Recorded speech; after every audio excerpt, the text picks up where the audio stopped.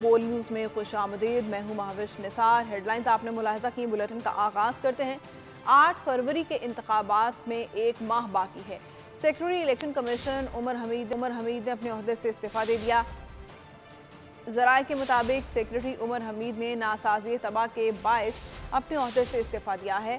ताहम उनका इस्तीफ़ा मंजूर या मुस्तरद करने की इस्तदा नहीं की गई। Secretary election commission Umar Hamid की 2 साला मुद्दत मुलाजमत गुज़िश्ता बरस जुलाई में ख़त्म हो गई थी। ताहम चीफ इलेक्शन कमिश्नर ने उनकी मुद्दत मुलाजमत में 1 साल की तौसीह कर दी थी। इलेक्शन कमीशन ने 8 फरवरी को मुल्क भर में आम इंतखाबात का ऐलान कर रखा है।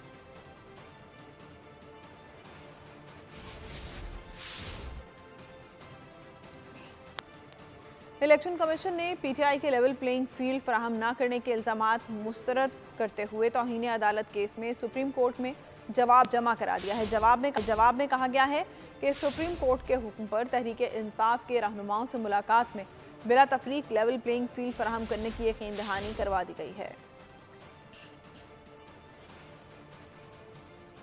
इलेक्शन कमीशन ने तहरीक इंसाफ के लेवल प्लेइंग फील्ड ना फराहम करने के इल्जामात मुस्तरद करते हुए सुप्रीम कोर्ट से इस्तदा की है कि तहरीक इंसाफ की दरख्वास्त को जुर्माने के साथ मुस्तरद किया जाए। सुप्रीम कोर्ट में इलेक्शन कमीशन की जानिब से जमा कराए गए जवाब में कहा गया है कि सुप्रीम कोर्ट के हुक्म पर तहरीक इंसाफ के रहनुमाओं से मुलाकात की गई। मुलाकात में तहरीक इंसाफ को बिला तफरीक लेवल प्लेइंग फील्ड फराहम करने की यकीन दहानी करवाई गई। इलेक्शन कमीशन की जानिब से चारों सूबों के IGs को हिदायत भी जारी की गई। 26 दिसंबर तक तहरीक इंसाफ की जानिब से मुल्क भर में 33 शिकायत दर्ज करवाई गई। तहरीक इंसाफ की शिकायत पर इक़दामात हिदायत की तफसीलात भी सुप्रीम कोर्ट को फराहम कर दी गई। इलेक्शन कमीशन का कहना था कि डाटा के मुताबिक तहरीक इंसाफ के कौमी असम्बली में 843 में से 598 कागजात नामजदगी मंजूर किए गए। तहरीक इंसाफ के 245 कागजात नामजदगी मुस्तरद किए गए।